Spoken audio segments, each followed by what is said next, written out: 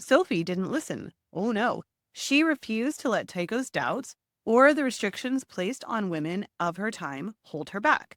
She taught herself everything she could. When she couldn't read Latin, the language of most scientific works, she paid out of her own pocket to have the texts translated. She read in German, studied chemistry and horticulture, and slowly built up her knowledge. It's fun to think of this as one of those kind of sibling rivalry moments where Tycho finally had to admit, fine, she's brilliant. Because he did.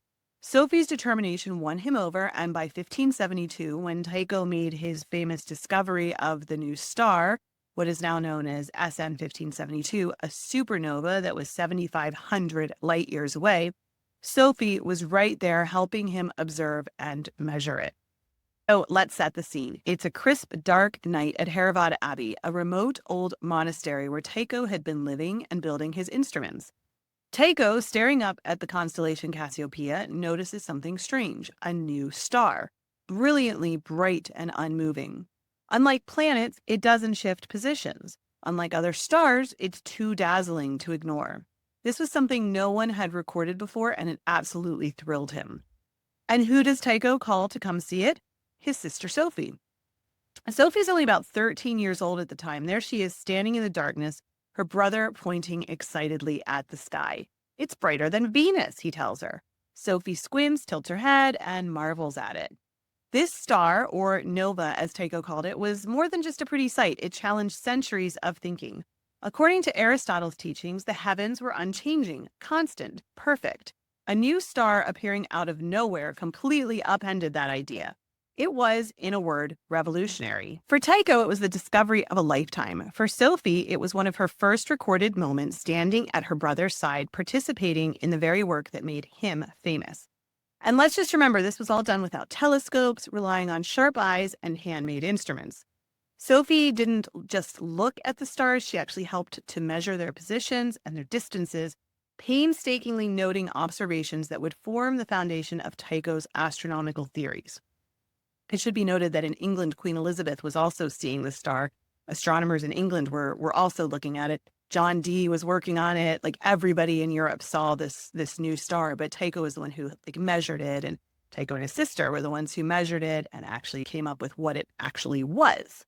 So Sophie was not satisfied to just be a passive observer. Her role grew quickly from sisterly support to something far more substantial. Tycho, realizing her talent, began to rely on her.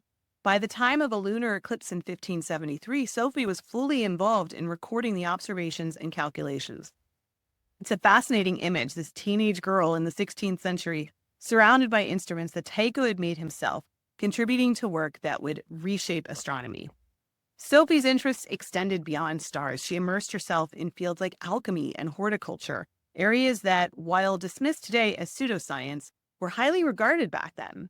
She wasn't afraid to get her hands dirty either. She read constantly, tested her theories, and pursued her education wherever she could.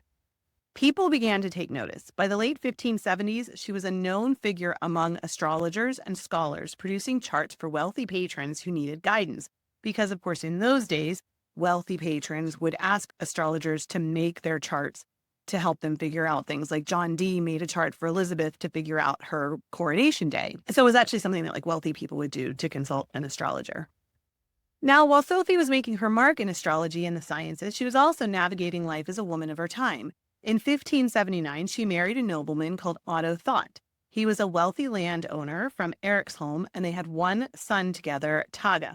For about a decade, Sophie did what was expected of her. She ran the estate, she managed the household, she took care of their son. But Sophie's life wasn't destined to be that straightforward.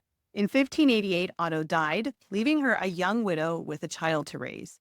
And here's where Sophie's strength really shines through. Instead of retreating to the role of a grieving widow, she took control of the estate, ensuring its success until her son came of age.